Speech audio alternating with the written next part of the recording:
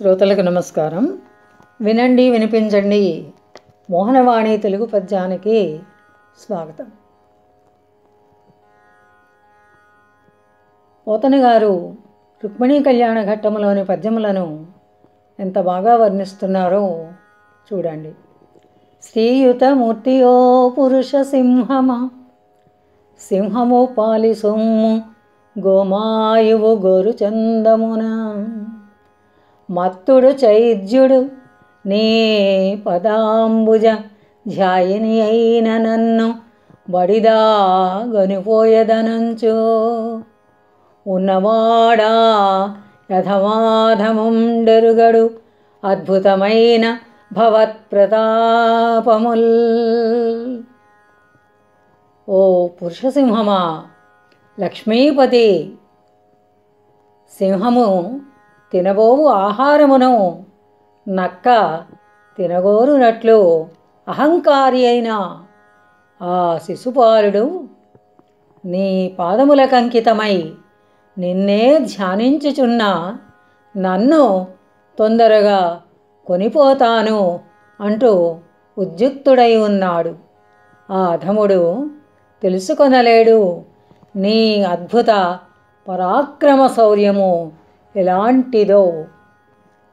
వ్రతముల్ దేవ గురుద్విజన్మంబుధ సేవల్ దాన ధర్మాదులన్ గత జన్మంబుల నీశ్వరున్ హరిజగత్ కళ్యాణు కాంక్షించి చేసితి నేనిన్ వసుదేవనందనుడు నా చిత్తేసుడవుగాక నిర్జితులైపోదురుగాక సంగరములో చేదీసముక్షాధముల్. ఓ కృష్ణ, నేను వ్రతములు చేసి దేవతలను గురువులను బ్రాహ్మణోత్తములను గత జన్మలలో పూజించి శ్రీకృష్ణుడే నా భర్త అగుగాక అని కోరుకొన్నాను. ఆ శ్రీహరిని కొలిచి ఉన్నాను. అటువంటి నన్ను అతడే నా భర్త అయి అనుకుంటున్న ఈ తరుణములో యుద్ధములో శిశుపాలాది అధములు ఎంతమంది వచ్చినను పరాజితులు కాకపోతారా స్వామి నీ పరాక్రమము ముందు? అంకిలి చెప్పలేదు చతురంగ బలంబులదోడ ఎల్లియో పంకజనాభ నీవు శిశుపాల జరాసుతులన్ జయించి నా వంకకు వచ్చి రాక్షస వివాహమునన్ భవదీయ శౌర్యమే అంకున చేసి కృష్ణ పురుషోత్తమ చేకొని పొమ్ము వచ్చేదన్. ఓ పురుషోత్తమ కృష్ణ, పంకజనాభ, నేనేమీ అడ్డు చెప్పుటలేదు. నీవు రేపు చతురంగ బలములతో ఆ బలసమేతముగా వచ్చి శిశుపాల జరాసంధులను జయించి నా వైపునకు వచ్చి నన్ను రాక్షస వివాహము చేసుకొమ్ము. నన్ను పొందుటకు నీ యొక్క శౌర్యమే కన్యాశుల్కముగా భావించి నీతో వస్తాను. ఎంత చక్కగా పలుకుతోందో ఇక్కడ రుక్మిణీదేవి చూడండి. పోతన గారి పద్యాలన్నీ కూడా లోకంలో చాలా ప్రసిద్ధి చెంది ఉన్నాయి.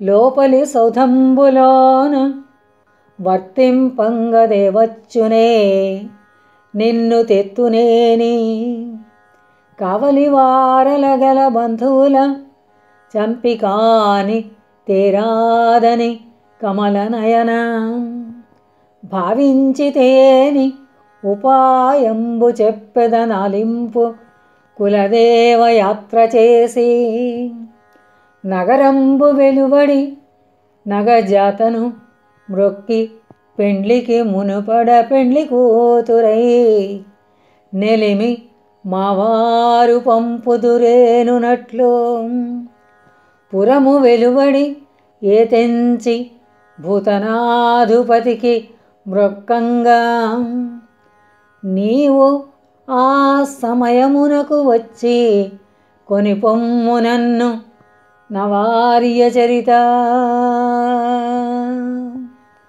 ఓ ఉత్తమ చరిత, అంతఃపురములో మసలుచుండు నన్ను తీసుకొని పోవుటకు అక్కడనున్న కావలివారలను బంధుజనులను చంపనిదే సాధ్యమగునా అని ఆలోచింపకు.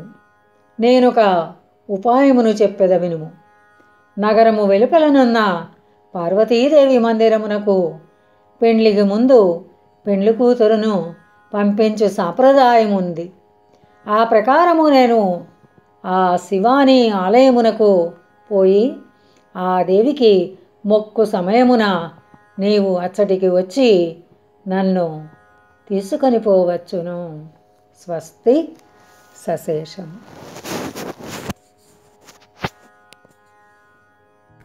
మోహనవాణి తెలుగు పాడ్కాస్ట్ సమర్పించు ఉపాధ్యాయుల వచన భగవద్గీత ప్రతి గురువారం మరియు శనివారం సాయంత్రం 7 గంటలకు మీ మోహనవాణి తెలుగు పాడ్కాస్ట్ ఛానల్లో వినండి, వినిపించండి, వింటూనే ఉండండి.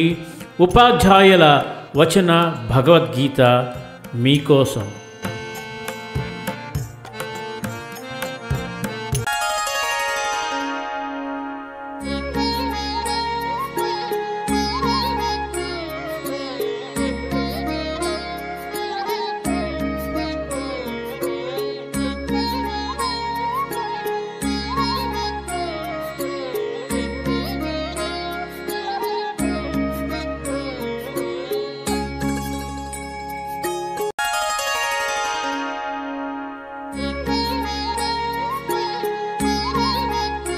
ఇంతవరకు మన ఛానల్కి ఎవరైనా సబ్స్క్రైబ్ చేసుకోకపోతే ఇప్పుడే ఈ క్షణమే సబ్స్క్రైబ్ చేసుకుని ఆ పక్క నుండి బెల్ బటన్ మ్రోగించి మమ్మల్ని ప్రోత్సహిస్తారని మనస్ఫూర్తిగా కోరుకుంటూ సర్వే జనా సుఖినో భవంతు, లోకా సమస్త సుఖినో భవంతు.